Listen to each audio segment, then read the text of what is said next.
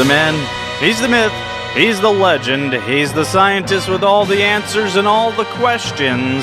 It's time for another episode of Alex's Science Corner. Oh, thank you. Oh, please, thank you. I get it, that's a round of applause. She's back. Yeah, you got that, right? I do that every time. You just notice that? I can't believe you just noticed that. I mean, every week I do that. Alex, what's going on in the wide world of science, my friend? Bobby's here? So, story number one. Last week I was talking about the leak at the International Space Station. You remember that conversation, Brian? I do, and I think I know what there was a leak at the International. you're going to have to fill me in on that. Yeah, Okay. afterwards. Well, yes. Yeah, so the International Space Station had a leak. Well, the initial conclusion was there was a micrometeorite strike that hit the International Space Station.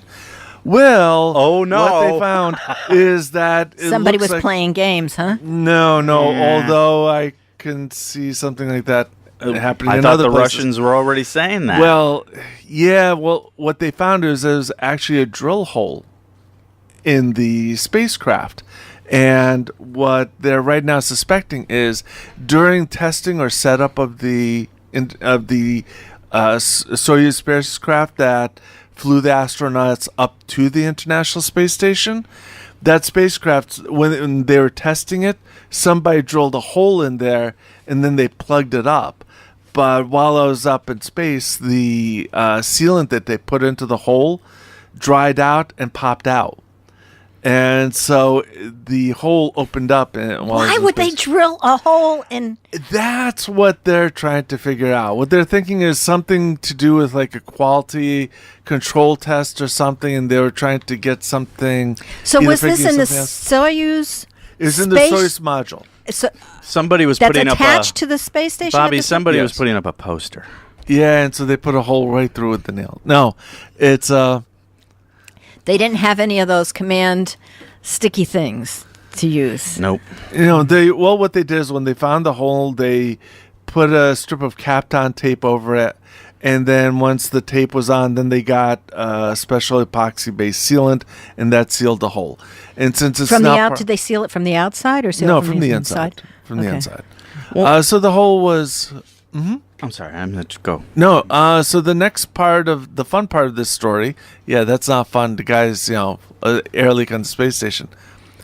Many news organizations, what happens, one news writer or one science writer, he didn't have a picture when the story first came out. He didn't have a picture of the hole that they had. So he took a picture of a micrometeorite impact that came from another satellite that they brought down, and they found this micrometeorite hole, and they took a picture of it. So he posted that as an example of what the micrometeorite hole would look like. A lot of other news organizations then took that picture and said, this is the hole from the International Space Station. Love it. But weren't the Russians saying that it was possible sabotage? Yeah, well, as the story was going, is like NASA and other people are saying, it's probably somebody screwed up during the testing process. But the Russians are known to jump to the word sabotage as their first. It's a remnant of the old Soviet theory. Old Soviet. Yeah, it makes sense. But paranoia. Back to the pictures of the. Well, we had our own share of paranoia that time. Oh yeah. So the hole was from. It looked like something hit it from the outside and came in, as opposed to something pushing from the inside out. The actual hole that is in the space station, that was a drill hole. But which way were they drilling? From the outside or the inside? They didn't say.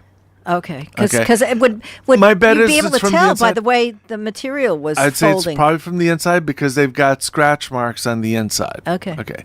But the second part of this story that I enjoy is that I was telling you about that picture that a lot of news organizations then started. One person post up and saying, "This is an example of what a micrometeorite impact would look like." So folks aren't doing their homework. And what they were doing is other news organizations were saying that this is a picture from the International Space Station. And then what happened is the flat earthers get in and say, oh, this is proof that NASA's hiding things because this is a picture from an album cover because somebody used this picture from a meteorite impact for their album cover. It's from Zeppelin 4, man. And then, of course, the band that did the album was sitting there going, no, the Earth is round. We got that picture from NASA. But NASA's faking because this is not the picture, and so it's so everybody's pointing fingers and saying this. Yeah, wait a minute, you're not telling the truth. Yeah, and that end of it. So that was a funny bit of the story is that. So the band actually came forward and said that we got the picture from NASA. It was a NASA picture. Yeah, I wonder what band that was. Yeah, I do too. Somebody listed someplace. I don't have that information.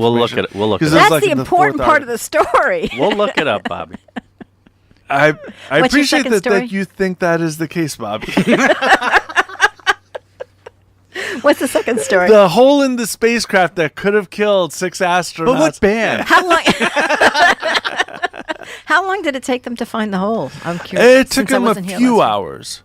But it was also small enough that NASA didn't wake up the astronauts when they detected the leak.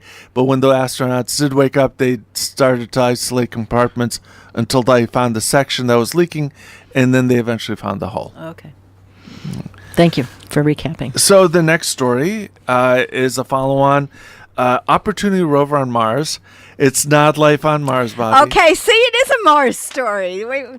Isn't that exciting? I know, but I know if I had not preempted that with it's not talking about life on Mars, Bobby would ask about life on Mars. I'm sure there's life on Mars. Right now, the Opportunity Rover went into a low power mode because of the dust storms. I know I mentioned that a few weeks ago. Yeah, you did. The storms have cleared enough that they're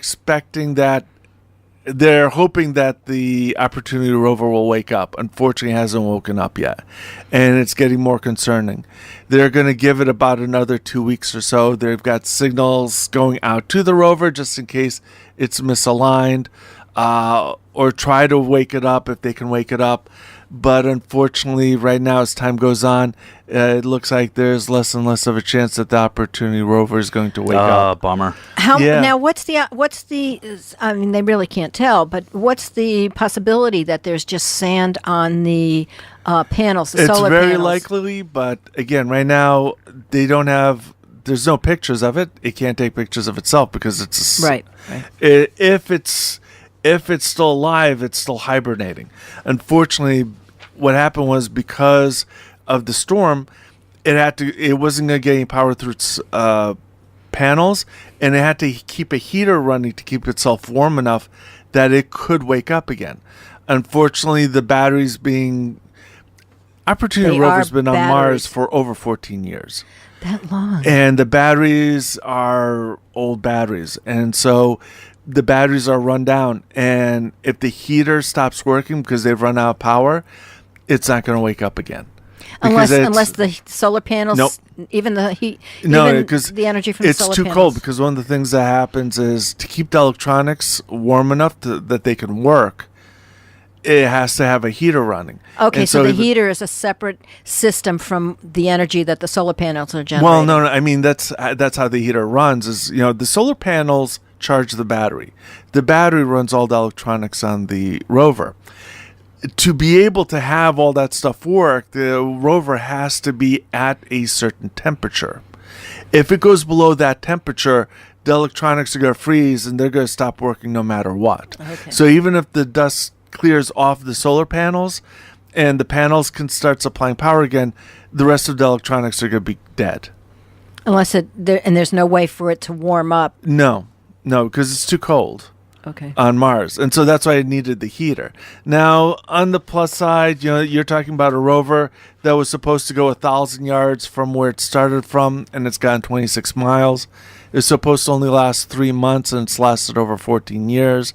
So it had more than its great run of collecting data. But right now, as time goes on, they're going to give it another 2 weeks or so, but things are not looking hopeful right now. The old jalopy finally gave up. Well, it reminds me of, isn't there a Greek tragedy that goes, you were a something, Horatio, a brave, something. Okay, if you have any questions about these stories. And for all those English majors that know what Bobby's talking about, please call in and so let us know. majors, please call in if you have any questions about Greek tragedy. All right. Anything else, Alex, Dad? No, that's it for now. All right. If you have any questions about these stories or anything else science-related, feel free to call. Are they going to have a funeral for the rover? Feel free to call right now. Bobby is manning the phone lines at 203-837-9924.